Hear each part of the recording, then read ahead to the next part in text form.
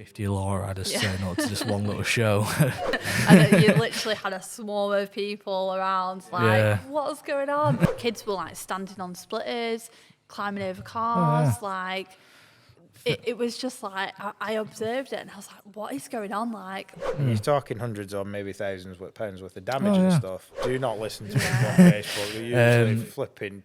They're usually sat at home with a fag in their hand and drinking a bottle of, I don't know, Heineken or something. When you see it, when you get your angle grinder out and start chopping it into this, and people going, no! There was 2 of these things made ever. And I'm like going, what the hell?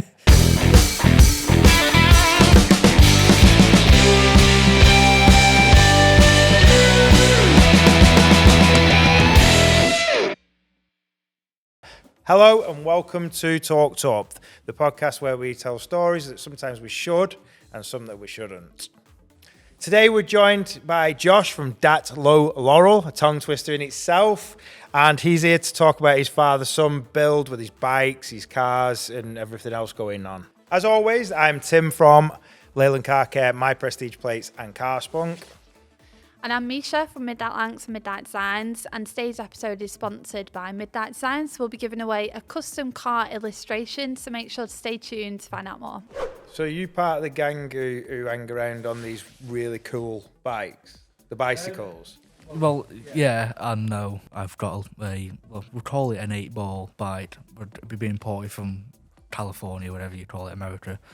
Yeah, so it's like I've seen. I think you've been here with them, haven't you, on one of the nights in the summer. In fact, I think I put you in one of our videos for Leyland Car Care. I think so. Yeah. At the beginning, and I think they're really cool bikes. I've seen a couple of lads riding up and down Centurion Way. Are you chopping these things? Are these bikes that you've imported and then you chop them, or are you actually fabricating the metal? I don't fabricate the metal. Like, I do some fabrications, but not like to the extent where like everything's twisted and stuff like that. Yeah. If like one bar needs to sit next to another bar, I do like weld it and then like to sand it down and then make sure it's actually presentable. So you're doing like the Orange County kind of thing, but with bicycles. Yeah. A bit like Strappy Challenge a bit. More like Strappy Challenge. Yeah. But the bike that I've got now, the Lowrider one, I've spent so much money on that, and like I can't take it out in winter. Like, it rusts so much. Oh my god. And like I had to like WD-40 it every time, and like it's the same with the wire wheels on my car. It's like the wire wheels, like obviously the Chinas, but they don't, like, they rust quite a lot because the Daytons back in the day, they're like proper gold, right? And like they got like this protection seal on them so they don't rust. But I got this like wire wheel cleaner imported from the States. It's dem fans. It works like that. Works like a bash. You spray it on, rub it in, and then just any sort of rust like just appears off. Right. So like it works like a treat. That's good. That'd be good to know for us. For, as you've seen, we've just done the stacks for the Peterbilt, and they were a nightmare to do with compound. Yeah, just give us a shout, and I might come down with a bottle and we'll work my magic. Yeah. Yeah, you got some interesting like handlebars on yours. That's an eye catcher to me. Is that like, was that a modification, or was that like standard with the bike that you got? No, I mean, well, that's like an extra. So you can get them imported, but I think like with all the imports, actually looking at about 200 quid just for the handlebars. Yeah. Yeah, import fees are like crazy. And it's not just for like parts as well. It's like importing a full-on car is like gone ridiculously expensive now, isn't it? It was after COVID, like the rates just went sky high, didn't they? So it's ridiculous to import anything now. So we're lucky. When me and my dad bought the Cadillac, it was already imported in the UK. It got imported over 2019 when COVID just started. Yeah. And even though 2020. So we rolled it back, and then it's not too bad. But yeah, the fuel prices, miles per gallon, it's not built for the UK. So what came first, the bikes or the cars?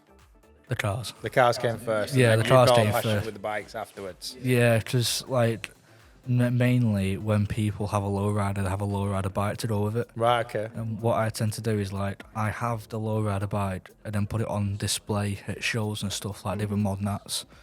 I went to Modified Nationals in 2021, I think it was, and I'd like the Datsun on 3 wheels and then like the bike like sort of like underneath it. Yeah, yeah. And then like people will say like, is it on airbags? Is it electric?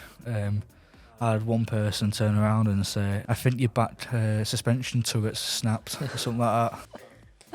Just to rewind a little bit on these bikes, 'cause I'm not really understanding it. Are these things that you've built? Are you building these things like from scratch, or are you? What? How does the process start? So you get where do you get this bike from at the beginning? It comes to you. If I said to you now, I want you to build me one. Yeah. How do you start that process? It all comes down to like what parts I have in stock or what I buy is I buy donor bikes. So these were original rally chopper frames. Yeah, rally chopper frames. What this guy's like put on Facebook, breaking for parts, and then just said like take what you want. So we're giving like a tenner for these 3 frames, and then I just made this monstrosity of that of a the black bike. That I seen round about. I fabricated some of that. I could see this working in a trade where, like you said, that people who want to open a bar, funky bar, having it just on, like on the background as a backdrop of the bar. Yeah. Or there's people who just want them as a cool thing for like a man cave, like in here. Look at all the stuff that we've got on the walls in here. That one of them would look quite cool. It all goes down to like you said, like every single thing is just custom. Anyway and stuff, but. How did you get, because your friends are into it, were they into it at a similar time to you, or did you get them into this kind of bike scene? I'm not sure, because my mate Josh has been a fan of rallies for a while, because his dad used to have one. See him and I have the Datsun. Is it like something related to the Danster scene and the Lowrider scene with bikes? I was like, yeah, there is. So I did a bit of Google research and then found one about 10 minutes away from me. Some guy was just selling it his back garden. It needed a lot of work doing to it though. I think that was I had a black one, my very first one, and I had a gold one. Sold the gold one to my mate who had a tattoo parlour because he wanted to put in his window, and then I bought it back. And then same with the Datsun, really, I bought it back and then sold it and then bought it back again. What a cool thing though to have in a window of a shop, because that just grabs attention. Obviously it can grab the wrong attention, do you know? But as in like the window could be put through and nicked, but it's but what that is like a proper, like I'd love to see that, and being used. You could really make a business. But like I say, they've been like when I've been driving down Centurion Way and I've seen the guys on them, and I've just thought they are different. They are cool. When I do drive past, they do grab your attention. They are cool things. I am predominantly a car guy, but they, even car guys will be into stuff like that. Yeah. Post this one video and it's like went to this car show. This like vintage music, RTG? Yes. Motorsport. Went to a car show there, posted just a few pictures on TikTok, got like 15,000 views. Yeah. And then just kept on progressing. I think it's like 23 now. Yeah, well, that's good. I was like, it's definitely worth it. What's this lay and play then? Tell us a bit more about that. Basically, lay and play is like a hydraulic service, like repair shop. Oh, right, okay. Well, not really a repair shop, but like a shop, really.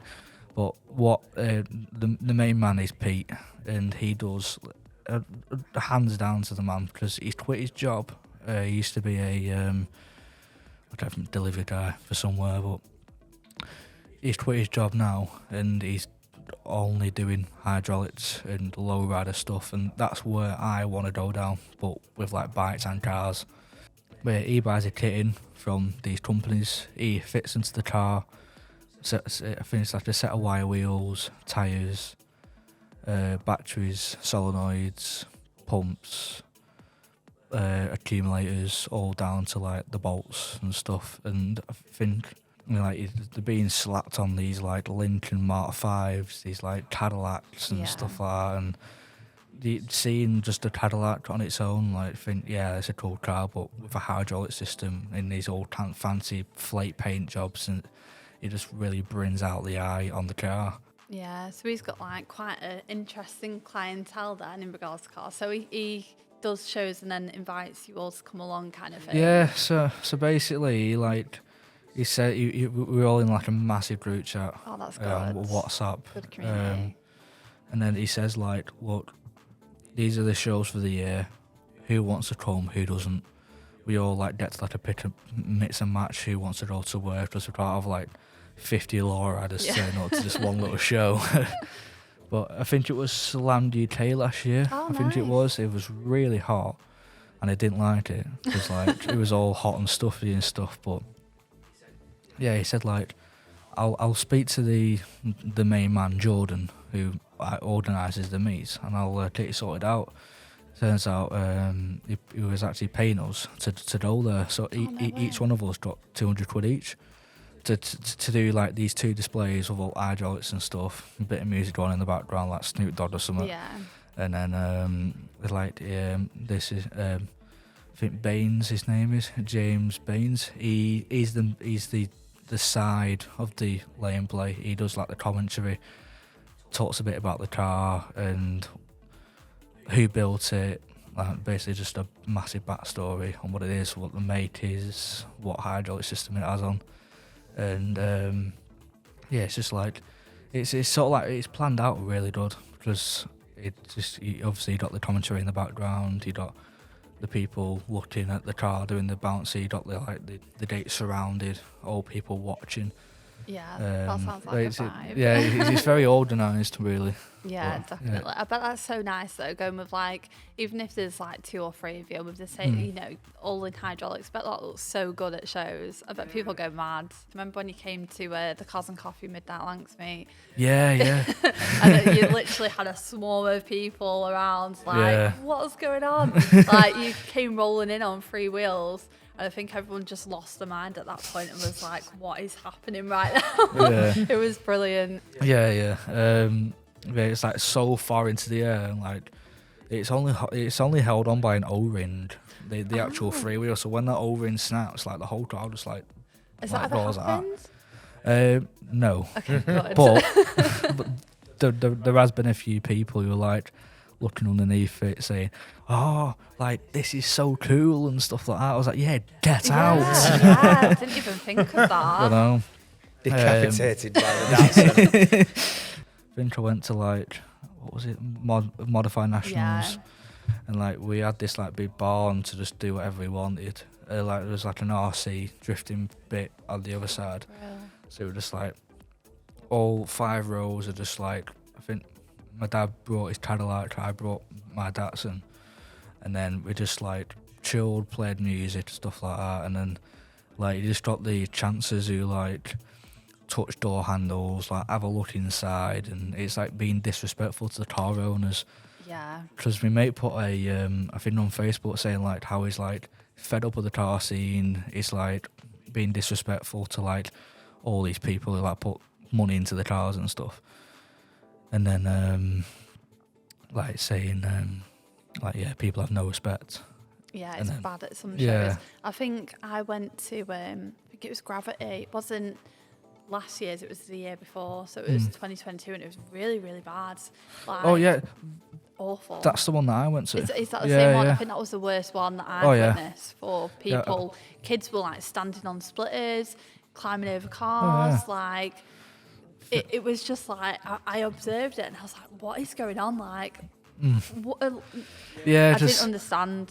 I was like, because we was all cornered off, because we all of us have like, the guy says like, yeah, you have like 20 dates to like block yourself off, and then we all like made like a massive like square, like it's obviously like all spaced out and stuff, and not like all crammed into like where you're trying to park into Audi or something like that, or like Lidl or something. Or. It's quite difficult though, because I've worked at some massive car shows and been and seen, you know, the aftermath of some of the stuff. That our job there was to sort out the aftermath of people touching cars, and you know, when we worked at Autosport and Silverstone and all that kind of stuff. And there's a difficulty within there's car owners who come and they want you to look inside, and half the show is like you have to look inside because that's what we're selling. It's the interior, it's this, it's that. And then you get the other side of the car show where it's hands off, don't touch. Do you know? Yeah. And I do feel as though sometimes it can be mixed, you know, with the signals that people give. We have had people who've had, you know, they've asked for barriers to be put up and stuff like that near the cars. You know, I've took cars that are worth an absolute fortune to our own stands and worried, you know, like when people have been getting too close to them and stuff, because it can take, from my experience, it can take a zip. A simple something like a zip, or you know, on a kid's top or something like that. And you're talking hundreds or maybe thousands of pounds worth of damage and stuff. You know, fingerprints. One of our main jobs was at the shows was every single day getting fingerprints off cars. You know, windows. We used to get called out for coffee spillages. People, you wouldn't believe how many people would go up to a window of a car with a coffee and they'd lean down like that and they'd go down the side of the car. And what the normal reaction would be like and if we're going over to McLaren, you know, with fresh coffee that's spilt outside of it and just get it all back cleaned up and stuff. So I do get it's like a mixed bag at the shows, you know. Like I say, people do invite. We've got, you know, just at the Leyland Festival, there was loads of cars there that people were saying like, don't want you near. But then we had a gentleman with a brand spanking new Ferrari who was get in, sit in it, you know. And he was like, what, you know. We took I took another gentleman who had a Lamborghini, and I took it to the Leyland Festival, and it was his father. He was like, oh no, I'd like you to, you know, keep people away from it. It's brand new. I don't want people touching it and stuff like that, but don't mind displaying it. Brilliant. His father came along and was like, kids, get in, you know, get in, come and sit in the car. And I'm going, oh my God, Jonathan, please tell your dad. There's about 30 people sat in your brand spanking new Lamborghini that you've only been in once. So yeah, it's a mad thing, the car shows. This episode is proudly sponsored by Midnight Designs, which is my custom graphics, clothing, illustrations business. So we can make absolutely anything custom. We do lots of stickers. We provide everything for car spunk and also Midnight Lanks. So it could be clothing, stickers, sun strips, and also new to Midnight Designs is car illustrations, which is what is part of our giveaway for this month's podcast. And that is where we will draw up your own car, make it personal, and you can frame it, you can put it on a hoodie, you can turn it into a sticker, an air freshener. There's lots of different things that you can do with an illustration. I've personally put mine all on my wall on canvases, and I think it looks really good. So if anyone wants any custom design work doing or decals or clothing, you can find us over on Instagram at midnight_designs. You can also find us on the TUP podcast website, which is talktalkpodcast.co.uk. You can find us at the unit when we do the meets, and you can find us at lots of local kind of car shows as well. Let's talk about the cars now. Yeah. Obviously, you've talked about the bikes and the whole passion, I'm guessing, from what you've kind of been going on about, is it's come from the car background. Yeah. How did you get into all this? Where's the beginning? What did you do? I know your dad is heavily involved in this, isn't he? Yeah, I mean, it was my dad who used to own the Datsun, and that's what got me into the cars. And he used to have a manual one, and then that was all kitted out and stuff, a sunflake roof, and then it used to be amazing. What's the sunflake roof? Like, if you put your torch to it, like, it stands out. Oh, like a flicker, like the metallic, but big chunks. The big, I know what you mean. You've got a car with a flaky roof out there, don't you? The white one. That's a different type of flaky roof. That's like big flake. You know, if you're on about the shiny flakes, aren't you? Yeah, that had 1 million miles and clocked back to 0, so it was pretty like shad. And then we sold the manual one, but the automatic one that I've got now, that had about 11,000 miles on it. This was like back in 2010. And my dad, I was like 5, 4. I couldn't really do anything, but transferred all the good parts onto that one, and then he sold it about 2 years later. And then that's what got me into the car scene, because we went to run to Sun a lot. It was me, my mum, and my dad. All went to run to the sun in the Datsun, all on 3 wheels, and he used to be such a good vibe run to the sun. It was a shame that it got obviously cancelled, but they have put it back up again. Oh, so is it coming back? Yeah, it's coming back. Yeah, it's in Newquay. Yeah, Newquay. Yeah. I think it was Run to Sun and Bud Jam. Right. That was another one. I've seen the Run to the Sun one in Newquay. Newquay's an amazing place to go and take cars like that down to. I've got a picture somewhere of when my dad used to do Bud Jam, and he used to have a caravan behind it. It used to be on it's on 3 wheels, but the caravan's behind it. So how many of these cars have you had, or has your dad had? Well, me, I've part ownership on Subaru. But it's about 2 cars for me. That was the Subaru and Datsun, and then the Cadillac. Obviously, is my dad's. He's had Cavaliers. Right. He had a midnight purple Cavalier on 19-inch rims, lower to ground. He's had a few Discoveries in his past. He's had run-up 5 turbos, a yellow one as well, because when the Ali G came out, that's when they all skyrocketed in price. So how many of the American ones has he had, the Lowrider kind of? Surprisingly, he's only had the Cadillac. So just the Cadillac and just the Cadillac, yeah. Because obviously he had the Datsun first, obviously, and then the Cadillac. Yeah. But he sold the Subaru and then bought the Cadillac, which is a massive upgrade from a 2.5 litre turbo engine to a 7.5 litre V8, which dash guzzles juice like no tomorrow. Yeah, I can imagine. Well, when we bought the Cadillac, we went to Ludlow, which is a few hours away, got the train, drove it back. Fuel gauge weren't working, which was a bit of an inconvenience, obviously. So we had to stop off at every gas station on the way, which gas is station. He said gas station. It's all very American. He's also been converted as well. The petrol station. Sorry. Just to check. I'll be like that. I'll be worrying. Yeah, in some of the 7 litres, so we only get to the next petrol station anyway. Just I ended up topping it off. I think we used about 37 quid worth of fuel, taking it back, which weren't too bad. Yeah, that's not too bad. And it was just a downfall of 200 quid there, 200 quid there, and it's just some of that. It's more like a weekend car, really. Are you joking? I've got a 6 Series that does more fuel than that. I might get swap it for a Cadillac. It sounds like it's cheap. So this Cadillac, is this also one that has got hydraulics on it and stuff? It's got is it a Vela ride? It's got a 4-way system on it, so it does both front, both down, left, right, front corners, rear corners. It is a very high quality system. Yeah. But obviously it's got it leaks every now and again. It takes 2 to 3 working days to fill up. So it's this massive engine is just taking the mick to fill up, because it sounds like your coffee machine. Thinking about selling the Cadillac and getting a Monte Carlo or something I don't know yet.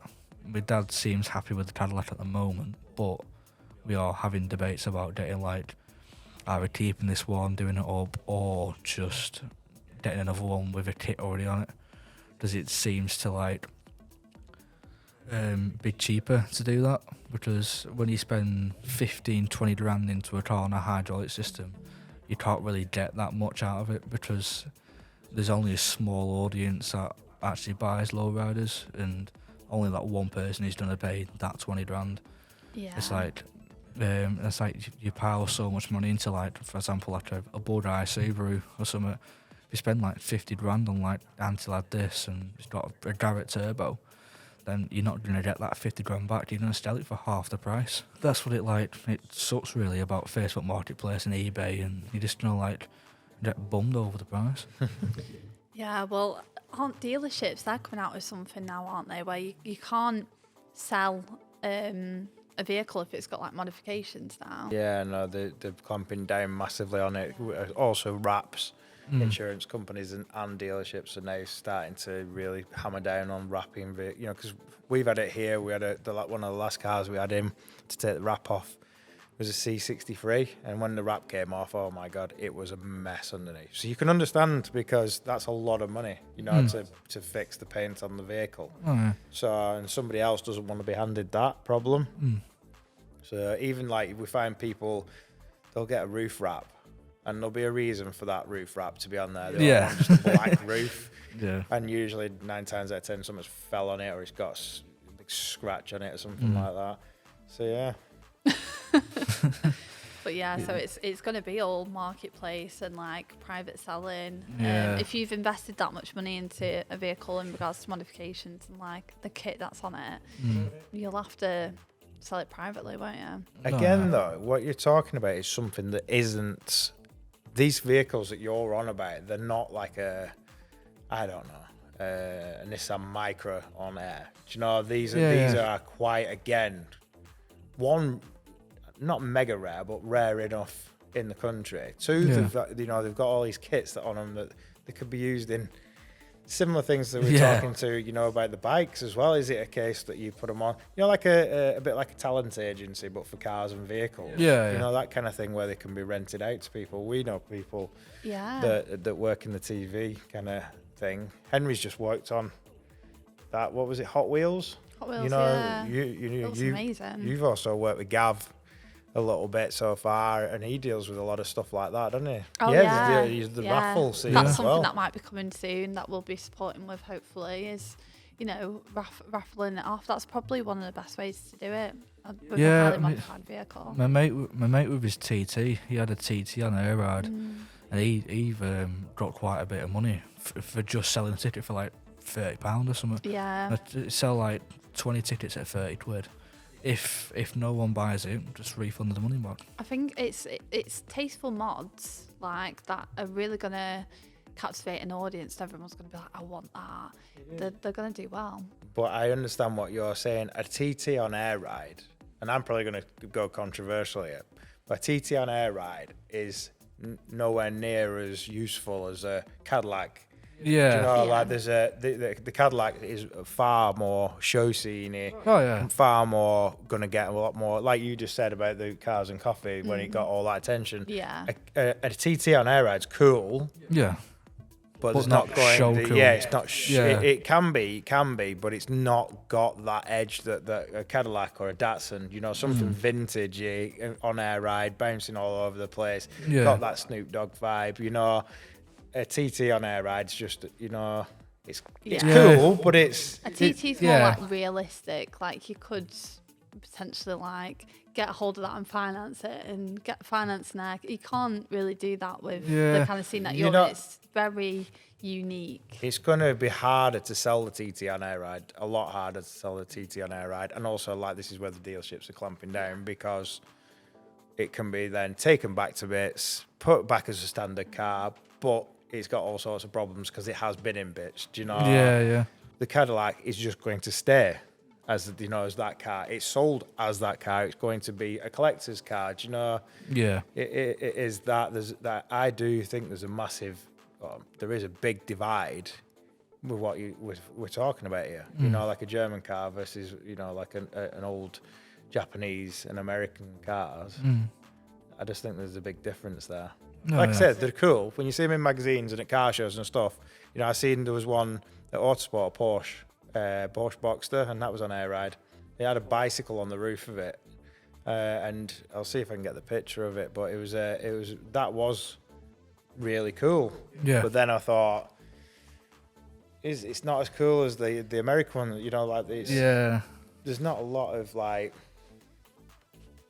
resale value to that, do you know, unless it's somebody actually going out to buy that.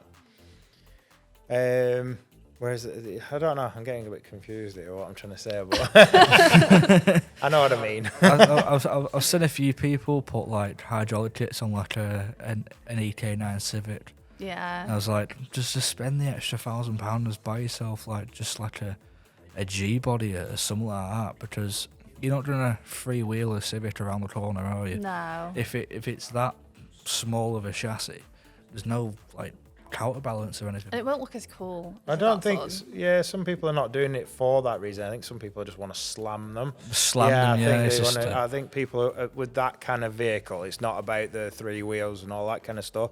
Like we had a T6 VW bus that came in recently, and that was beautiful. It was stunning, and that lowered itself. And I tell you what, that is a show vehicle.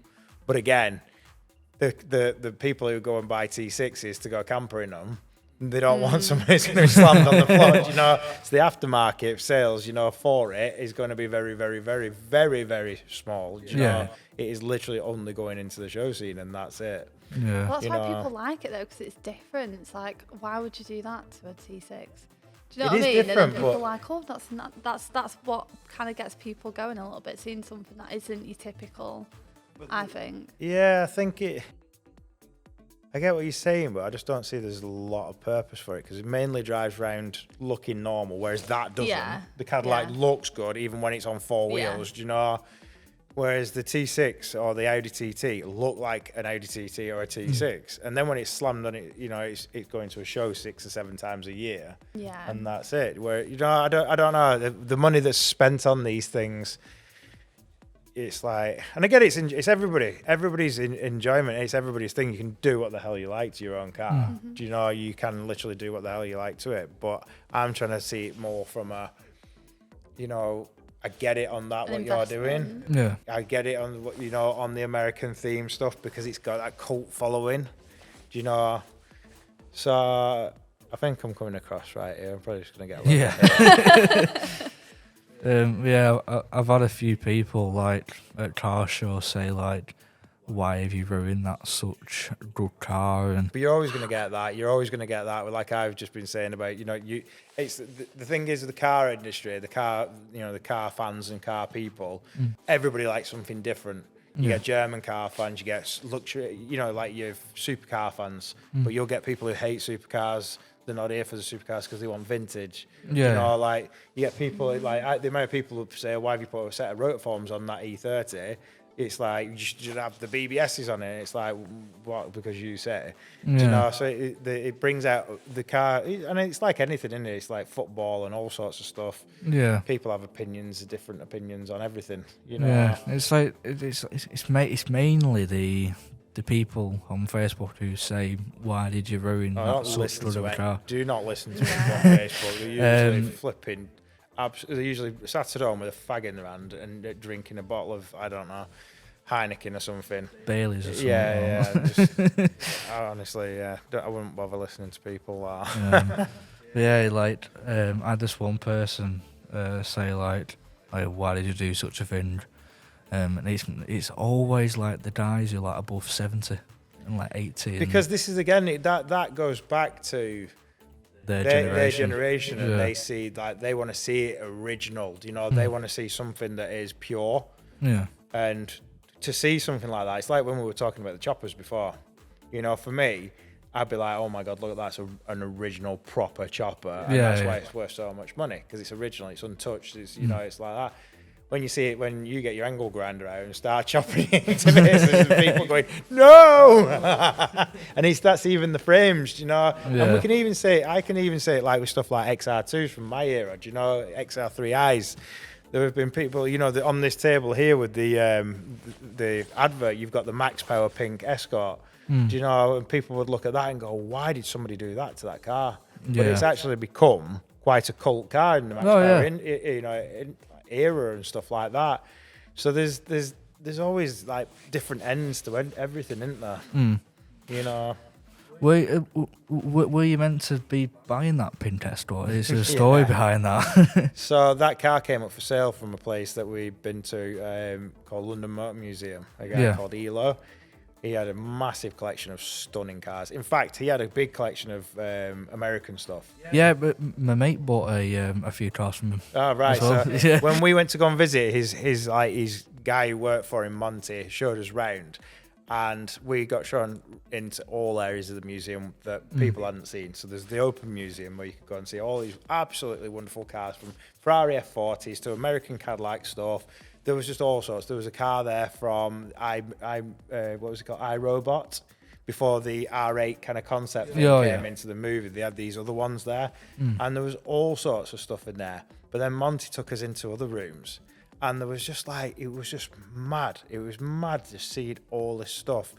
There was cars, limousines, Rolls Royces, cars that had been chopped, cars that had not been chopped, all this. And then he took us into another room, and in there was just piles of like alloys and, you know, like the wired wheels and all sorts, just stacked up, and stuff from his house, like Scale Electrics and all this kind of stuff. And it was a big, massive warehouse, like a Nestle, I think it was an old Nestle factory.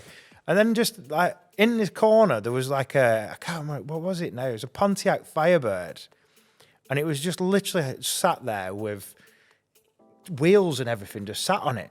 And then Monthe goes, "Oh yeah, there was only one of two of these. There was two of these things made ever."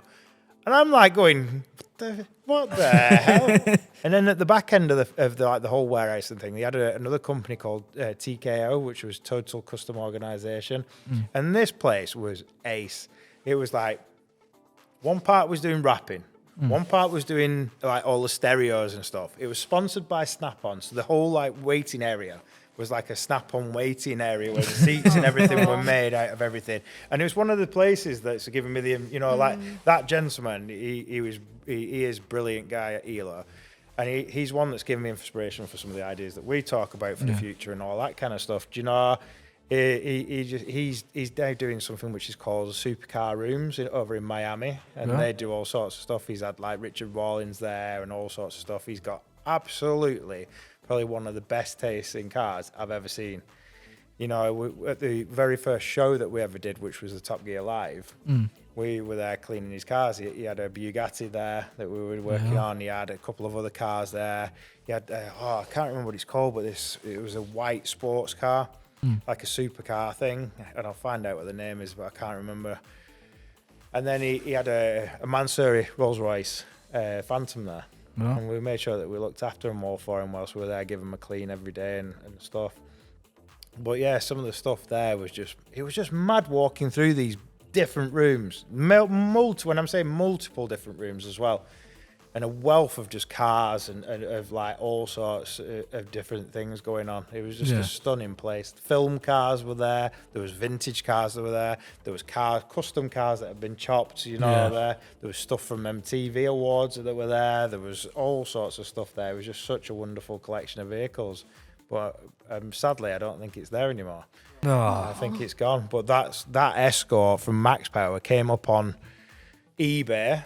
And I was just like, we've got to have that, got to have it. And a few things happened, unfortunately, at the time, ex-business partners and stuff like that, and it never happened, but it nearly did happen. I think we ended up with a different vehicle. I think it was the Scadia that's out, you know. But, yeah, that was the story of that. I nearly owned it, but didn't. I don't know whether that would have been a good thing or a bad thing, so I don't know. Yeah. I don't know who's got it now. But yeah, that's where it was. It was at London Motor Museum for quite a while. You might as well do a reg check on it, see if you can buy it back like I did with that. I've already got enough cars, I don't want any more. Just keep piling them up. Thank you very much, Josh, for coming today and telling us all your stories, you know, your family build and the bikes, cars and everything else. Where can we find you online? Well, I have an Instagram directed to the Datsun. It's called Dat Low Level. I post all sorts of stuff, my bikes, my cars, and that basically a day-to-day, well, not day-to-day really, it's like a monthly sort of like. I get that. So I was going to do like a daily thing, but I just give up in the end. So I was like, yeah, here's a picture of the Datsun, put a description of it, there you go. But yeah, thanks very much for having me. Yeah, no problem. Thank you for coming on. No worries. We've not forgot about the giveaway. All you have to do to enter this competition is answer the question right, subscribe to the channel, like the video. Josh is here to give you the question. Where is my Lowrider bike originated from? Bit of an odd one, that. So guys, where's his bike from? Answer in the comments and we will draw our winner in the next podcast. Fantastic. Well, for everyone tuning in, make sure you like, comment and subscribe to be in with a chance to win.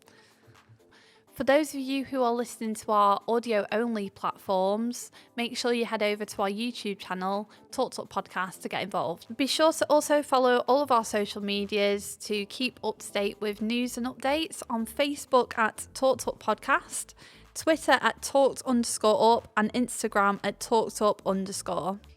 You can also get updates and watch all of the episodes through our website, talkeduppodcast.co.uk. So from all of us, thank you very much for watching, and we'll see you on the next podcast. I always do my little wave.